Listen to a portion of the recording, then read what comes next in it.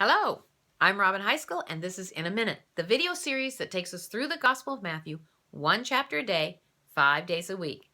Today, we come to the single most important thing Jesus has ever done for you, me, or anybody, and it's found in Matthew chapter 27. After Jesus is arrested, he's brought before the Jewish high court, and a mockery of a trial is conducted. Jesus is sentenced to die.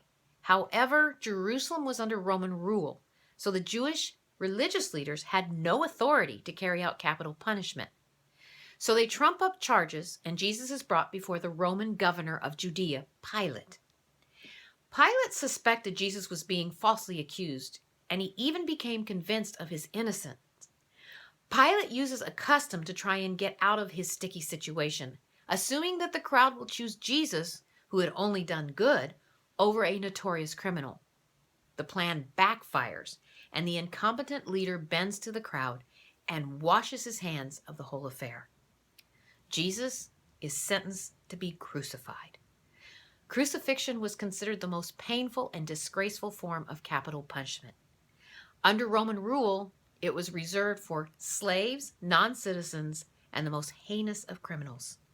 Often the prisoner was tortured and humiliated before being crucified. The victim was nailed or tied to a cross, and sometimes a block was attached as a footrest. Victims could linger for up to 3 days before dying.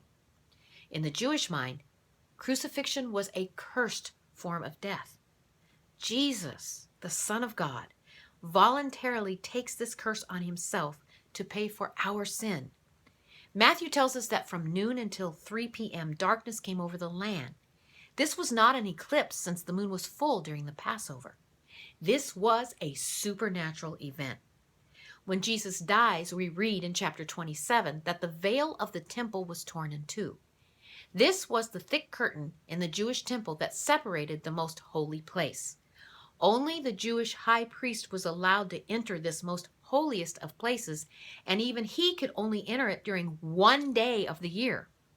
The tearing of the veil was also a supernatural event, since God could only tear it from the top to the bottom. It represented that God was giving us access to him through his son Jesus. The chapter closes with Jesus being buried in a rich man's tomb.